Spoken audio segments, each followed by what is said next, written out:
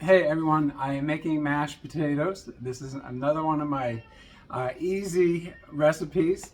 You may hear the cat in the background. So easy, healthier, easy to make recipes. So mashed potatoes. I use russet, which is normally what you get in the big bags in the US in the supermarket. So 10 pounds, and what I use is whipping heavy whipping cream, 32 ounces. So I divide the 32 by 3, and I divide the 10-pound bag of potatoes by 3, so I can make it in 3 installs. So I add some salt to the water, about 1 teaspoon for the water. And what one chef said that I think works really well: you cut up the potatoes, you put them in the big pot in cold water. Now you bring it just to a low boil, and then cut it down, let it simmer. Now why is that? If you boil them at a hard boil, you mess up the structure somehow. I don't even know, but that's what the chef recommended, and I have found that it works.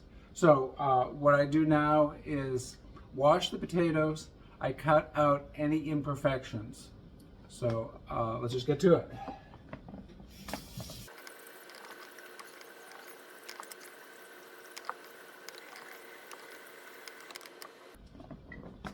So there's a few little imperfections with this one. Usually the rest of them are very clean. So I'm going to take that out. And I've made this twice before with this exact recipe. What I did was I took about a half of the skins off. I'm going to take off much less of the skin now. I actually liked it. It was perfect with half the skins.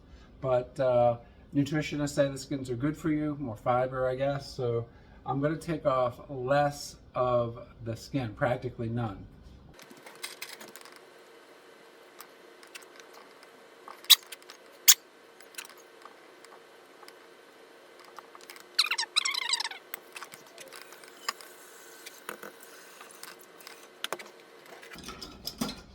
I am going to measure the 1 teaspoon of salt just so I don't over salt.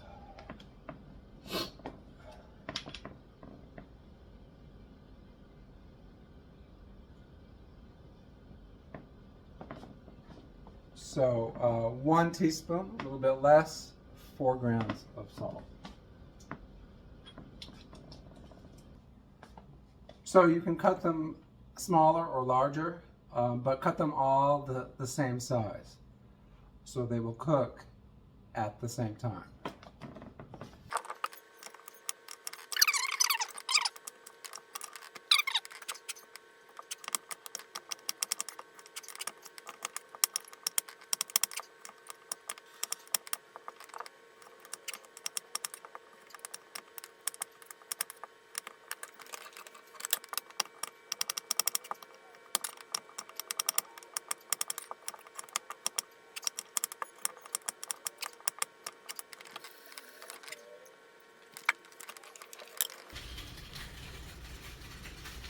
So for 3 pounds of potatoes, that's all the peel I took off, so not much at all. And in the pan, it looks like that, filled mostly to the top. 1 teaspoon of salt. So I'm starting it with cool water. So it's been exactly 8 minutes and they are on a slow boil. So I'm going to turn it down to simmer. So it's going to be kept like that or a little bit less.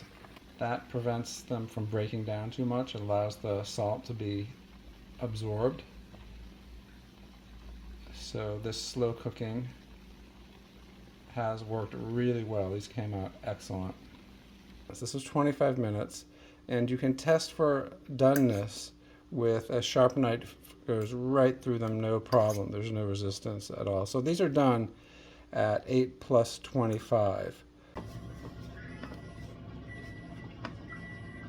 So I just poured them out into the colander, and I'm going to take a while just to get most of the water to drip out.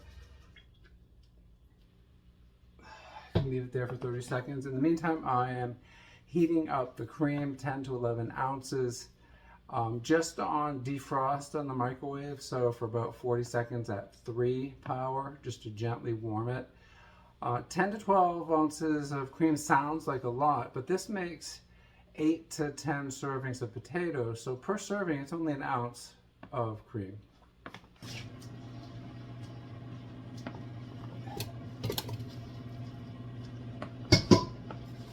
I'm going to put in about 20 or 30 grinds of pepper. That's to taste, obviously.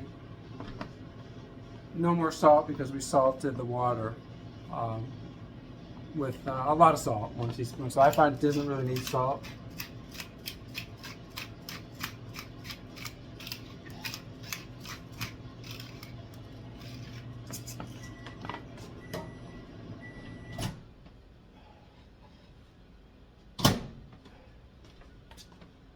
Pour the cream in.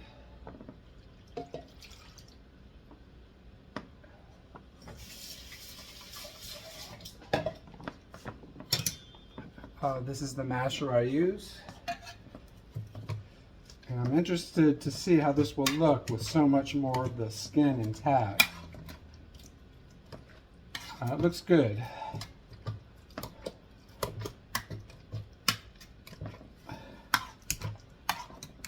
They say that the skin has a lot of nutrients and fiber in it, and plus it saves you the time of peeling them. There's really no need. I remember as a kid I didn't like potato peels, but this is mashing down good.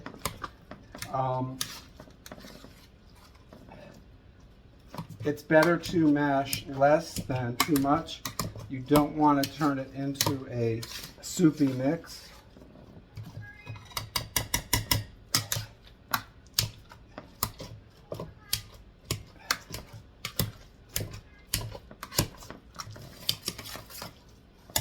And I like that fine.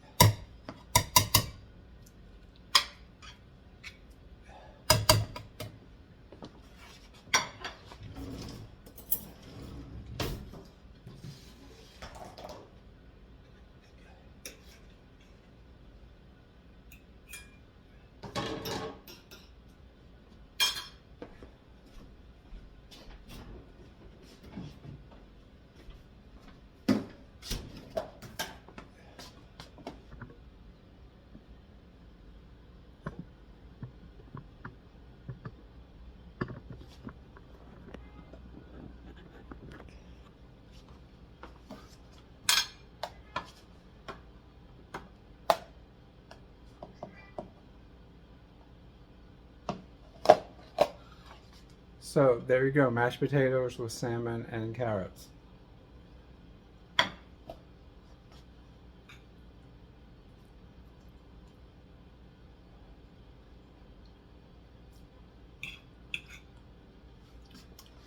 Really great potato flavor. It smells great when they're cooking too. If you walk out of the room and then come back, you really smell the potato flavor.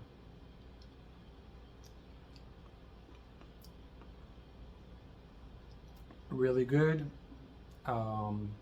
very soft, but you can taste, you can feel some of the skins. Gives it a little bit of a crunch. Just perfect.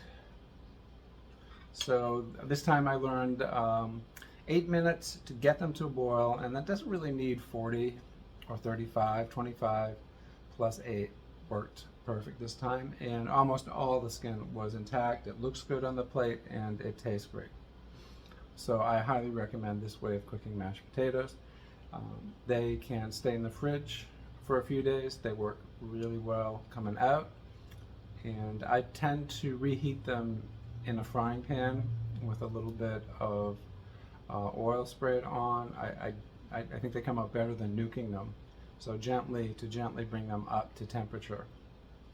Plus you smell the aromas of the food heating up in the frying pan better than just in the microwave.